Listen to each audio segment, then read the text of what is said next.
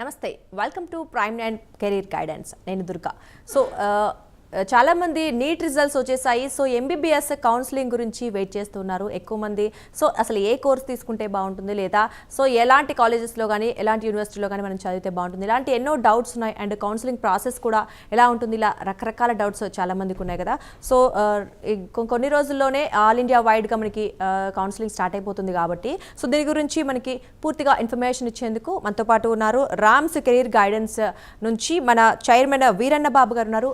ఇలాంటి విద్యార్థులు ఎంతో మందికి ఎంబీబీఎస్ కావచ్చు, బీడీఎస్, బీవీఎస్ఎస్, బీవీఎస్సీ, బీఏఎంఎస్ ఇలా ఎన్నో రకాల కోర్సెస్లో కౌన్సిలింగ్ ప్రక్రియని వాళ్ళ హెల్ప్ వల్ల ఎంతోమంది భవిష్యత్తుని, బంగారు భవిష్యత్తులో, అలాగే వాళ్ళ సక్సెస్లో కూడా ఆయన కీలక పాత్ర పోషించారు.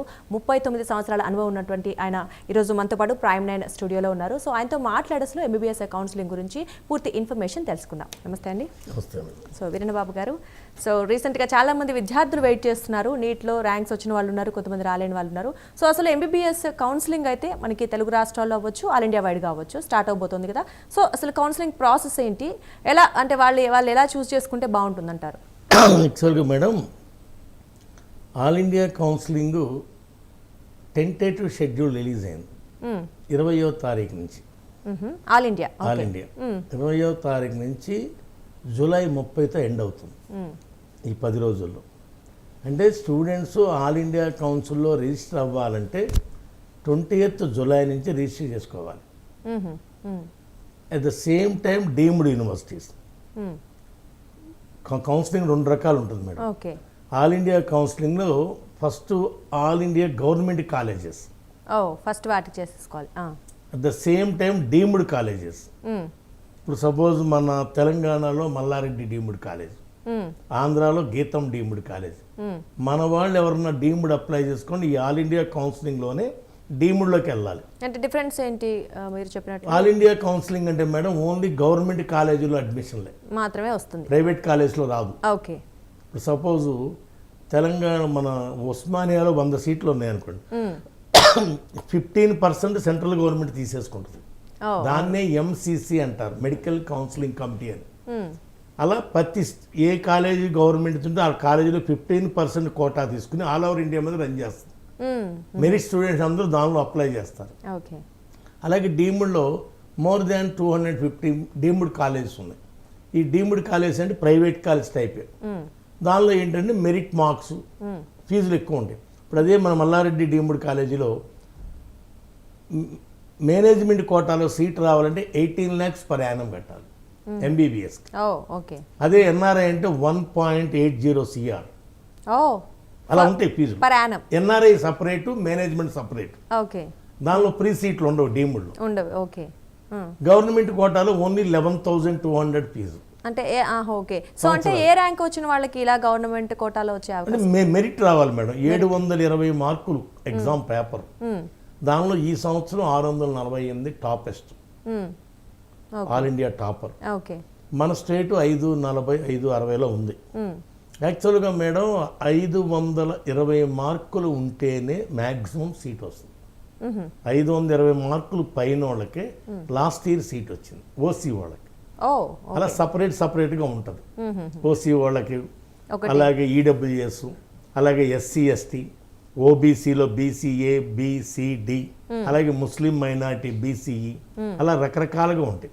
ఆ రకరకాల కట్ ఆఫ్ మార్క్స్ ఉంటాయి. మనం లాస్ట్ ఇయర్ బేస్ అయిన బట్టి మన పిల్లలకి ఎక్స్ప్లెయిన్ చేయాలి. ఈ సంవత్సరం మీకు ఇంత వచ్చింది, లాస్ట్ ఇయర్ ఇంత కట్ ఆఫ్ అయింది, వస్తుందా రాదా అనేది చెబుతాం. అలాగే డీమ్డ్ కూడా దట్ ఇస్ వాట్ కౌన్సిలింగ్ అనేది ఒక డీటెయిల్డ్ ఇన్ఫర్మేషన్ ఇస్తే మనకి వాళ్ళకి అర్థమవుతుంది. అలాగే ఇప్పుడు KNR university, Kaloji Narayana Rao university Telangana విద్యార్థులకి, అది నిన్నటి నుంచి స్టార్ట్ అయింది. నిన్న ఈవినింగ్ 6 o'clock నుంచి రిజిస్ట్రేషన్ స్టార్ట్ అయింది. 25 వరకు రిజిస్ట్రేషన్. మనం చెప్పే సలహా ఏంటంటే విద్యార్థులకి, ఇప్పుడు రిజిస్ట్రేషన్ చేసుకోకపోతే మళ్ళీ రిజిస్ట్రేషన్ మళ్ళీ ఉండదు. సో అంటే 20 డేట్ వరకు అంటున్నారు? 25వ తారీఖు వరకు రిజిస్ట్రేషన్ ఉంది. 25 వరకు కంప్లీట్ చేసేయాలి కంపల్సరీ. ప్రతి విద్యార్థి ఎవరైతే ఏ category convener quota seat apply చేద్దాం అనుకున్నారో వాళ్ళు కంపల్సరీగా ఏ కేటగిరీలో రిజిస్ట్రేషన్ చేసుకోవాలి. ఇప్పుడు కాదులే సెకండ్ రౌండ్ చూద్దాం అంటే second round only web options ఉంటాయి కానీ రిజిస్ట్రేషన్స్ ఉండవు. అంటే ఏ కోర్స్ అయినా మీరు చెప్పేది ఎంబీబీఎస్ బీడీఎస్. ఎంబీబీఎస్ బీడీఎస్ అంటే కోర్సులు 5 రకాలు ఉంటాయి madam. MBBS, BDS, veterinary, BIMS, BHMS. First start అయ్యే కౌన్సిలింగ్ ఎంబీబీఎస్, బీడీఎస్ సపరేట్గా ఉంటాయి ఆ 3. ఓకే. ఫస్ట్ ఈ రెండింటి మీద చూడాలి స్టూడెంట్స్ ఎప్పుడు కూడా. ఎంబీబీఎస్కి వెళ్ళాలా, బీడీఎస్కి వెళ్ళాలా అనేది ఈ 2 కోర్సులు చూడాలి. ఈ 2 కోర్సుల్లో ఎవరైతే convener quota, government college, private college, free seat అనుకుంటున్నారో వాళ్ళు కంపల్సరిగా 25వ తారీఖు లోపు కేఎన్ఆర్ యూనివర్సిటీలో రిజిస్ట్రేషన్ చేసుకోవాలి. ఓకే. ఎన్టీఆర్ యూనివర్సిటీ 25 నుంచి కౌన్సిలింగ్ స్టార్ట్ చేస్తున్నారు ఆంధ్రప్రదేశ్. ఓకే. ఎన్టీఆర్ యూనివర్సిటీ అంటే కౌన్సిలింగ్ యూనివర్సిటీ పేరు మేడం అది. ఇప్పుడు ఎంసీసీకి ఎలా ఉందో ఆల్ ఇండియాలో మన తెలంగాణ విద్యార్థులకి కాళోజీ నారాయణరావు యూనివర్సిటీ, ఆంధ్రప్రదేశ్ విద్యార్థులకి ఎన్టీ రామారావు యూనివర్సిటీ వాళ్ళు కౌన్సిలింగ్ చేస్తారు. అది ప్రాసెస్. ఈ 3 రౌండ్ కౌన్సిలింగ్ చేసుకోవాలి. First round, second round, mop up round. First round లో సీట్ రాని వాళ్ళు సెకండ్ రౌండ్ లో ప్రయత్నం చేస్తారు. సెకండ్ రౌండ్ లో వాళ్ళు మాపప్ రౌండ్ లో చేస్తారు. కానీ రిజిస్ట్రేషన్ ఒక్కసారే ఉంటుంది. సో ఫస్ట్ టైం రిజిస్ట్రేషన్ చేసుకున్న తర్వాత కావాలంటే మనం వేరే రౌండ్స్కి వెళ్ళొచ్చు. వెబ్ ఆప్షన్స్ పెట్టుకోవాలి. ఫస్ట్ టైం రాలేదు, సెకండ్ ఆప్షన్ లో పెట్టుకోవాలి. అలా ఉంటుంది అనమాట.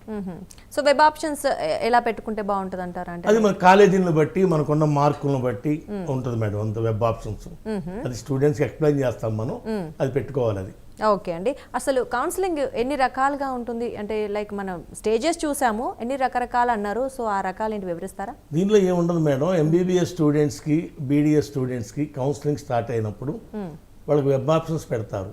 వెబ్ ఆప్షన్స్లో ఎన్ని కాలేజీలు ఉన్నాయి, ఎన్ని సీట్లు ఉన్నాయి చూపిస్తారు. దాన్ని మనం అప్లై చేసుకోవాలి. దానిలో మెరిట్ ప్రకారం సీట్ అలాట్ అయింది.